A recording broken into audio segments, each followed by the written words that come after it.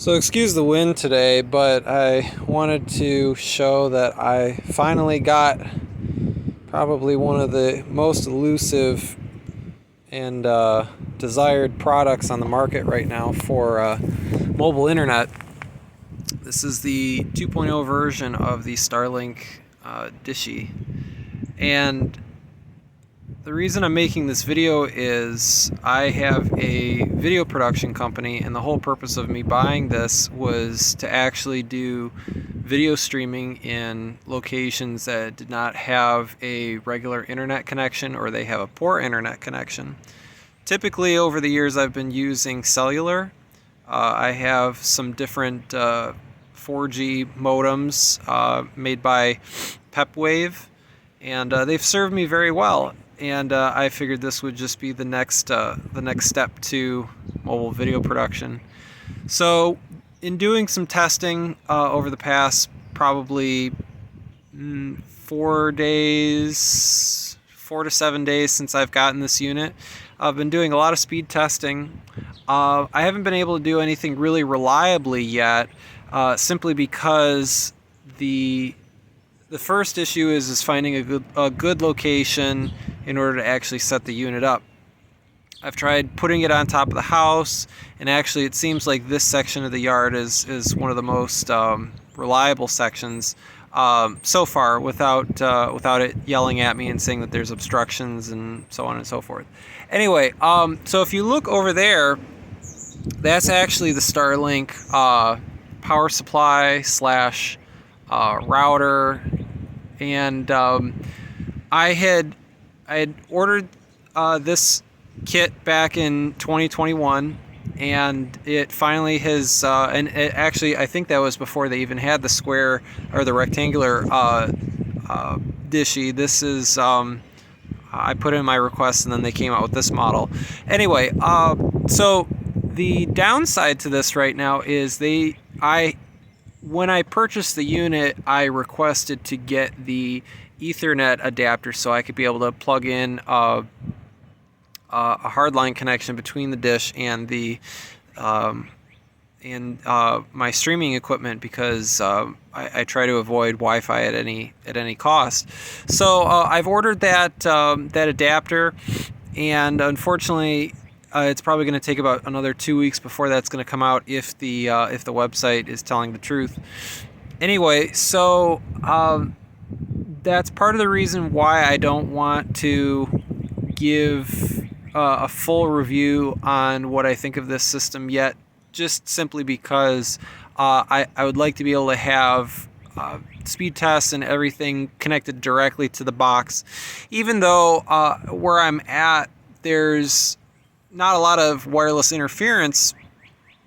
There always seems to be a certain amount of loss over Wi-Fi, as opposed to just having a physical connection. It doesn't matter what the situation is. It just seems like having a physical connection is always more reliable, and it eliminates a lot of different variables and problems with devices. It seems that you could have certain devices they like to work on Wi-Fi better, and then there's some devices that they just really don't perform well unless you tick certain settings to make them operate optimally. However, what I will say about that router slash access point slash power supply is that it is very well designed as far as how it handles devices to connect to it. And an example would be that it's been outside. I have a bag over it, and I know that it's IP54 rated, but I still wanted to put a bag over it simply because one, I did not want to have to drill any holes or put the cable through a window or anything to get it inside the house. I figured it would just be easier to leave it outside. It looks like, on the bottom it has a stamp that says IP54, and I'd have to look up the rating to tell you exactly what that means. But it is water resistant to some point, and there's actually the connectors on the bottom of it are actually, they actually have rubber seals on them when you plug them in. So there is some amount of water protection. But anyway, I put the bag on it regardless, because when you spend over $500 on something like this, you want to try to take care of it. Anyway, so that's why everything is outside, because I didn't want to have to do anything special for a temporary setup. So anyway, so it's outside. So in order for a laptop or a tablet or any type of device to connect to it, it would have to go through walls. Now, any type of walls, doors, windows, any type of surfaces that your device connecting to that has to communicate through is going to inhibit it in some way or another. You can think of walls and other surfaces like that in the same way that you would think of audio. For example, if you've got somebody that's driving down the street and they've got a loud sound system, and then you go inside and it's a little bit quieter, the same thing is going to be true for radio waves. When you go, there are different materials that are transparent to radio, more or less, but again, still anything that you go behind or in front of is going to reduce the radio throughput, and that's true for anything. Anyway, so what I've noticed with that access point that they provide with you is that when you connect, it will tell your device to connect through, it will almost force it to go to the 5 gigahertz band if your device supports it, which is fantastic, because that means that you're going to get the most throughput with your device, whether it be laptop or tablet, phone, whatever.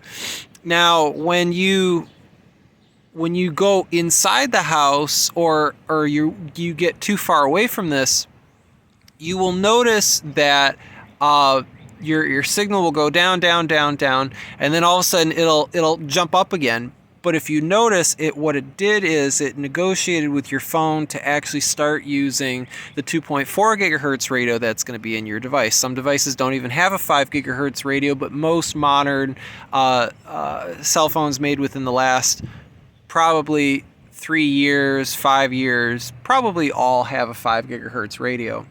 And this is great because you get better throughput, but then when you get further away and you get through obstacles, it's better to be on the 2.4 because it has better penetration, it's a lower frequency, blah, blah, blah.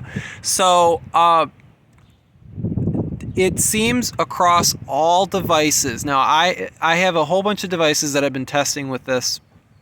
And some devices, like the phone that I'm actually recording with right now, can be very picky, and they don't always like to switch over to the 2.4 radio, at least not reliably. And I've had with the iPad, it's done similar things where sometimes it'll go to the 5 gigahertz radio, but it'll kind of get stuck on that. And it really just depends on what type of access point you're connected to. And at the house, I use Ubiquiti equipment, and you can configure Ubiquiti equipment to, once it reaches a certain level, for it to hand off, and you could do a whole bunch of sophisticated things. What's really nice about this is, right out of the box, it seems to negotiate with your devices very well, and especially when they start going out of range, to hand off to that 2.4 gigahertz radio, and then the connection is again very stable. I would have to say that's been a positive outlook on all the devices that I've tested with this wirelessly, is that connectivity is very reliable no matter where you are within reason. I could be anywhere in the house, and it's been reliable, as opposed to looking at my existing Wi-Fi, which is, it's not always the best, and yet this is outside, and the access point is actually in the middle of the house in a reasonable area. If you know anything about Ubiquiti equipment, I'm using a Ubiquiti AP Lite, I think. And again, that has 2.4 and 5 gigahertz radio. It's okay, but I need to replace it soon with maybe some of their pro models. Anyway, very happy with that. Now let's get on to probably what everybody's interested in, is throughput. What kind of speeds have I been seeing since I've gotten this unit? I have seen everything all the way down from about 25 megabits per second all the way up to 240 megabits per second download. It really varies widely throughout the day and even between testing.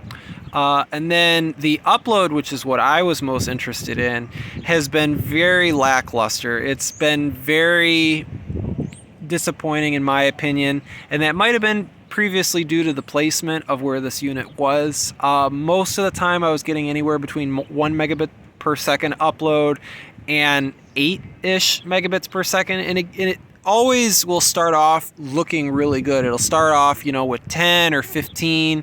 I think I've even seen as much as 20 or 25, and then after about a half a second, you just see the meter just dip down, and it always seems to level out at maybe about 5 megabits per second, which is really at the razor's edge of where you want to be if you're going to do any type of live streaming. If you're gonna do anything, you want to be at least 10 megabits per second. Now, typically with most live streaming, you're going to be outputting at about 3 megabits per second, but you need to have a little bit of overhead for if, for example, if the signal cuts out for a little bit, it has to push double the information out to the internet to catch up with the slight disconnect or the slight dropout that it had. So yes, you're only streaming at about 3 megabits per second, but you have to keep in mind that any little dip that you're going to get in that transmission, you need to be able to make up for. So you need at least double, triple, or quadruple the throughput of what you're actually streaming at, just to make up for any lost time that you had during the stream. So that's where the problem in lies for me. If I was able to get 10 megabits per second consistently, it would be wonderful, but I'm just not seeing that yet.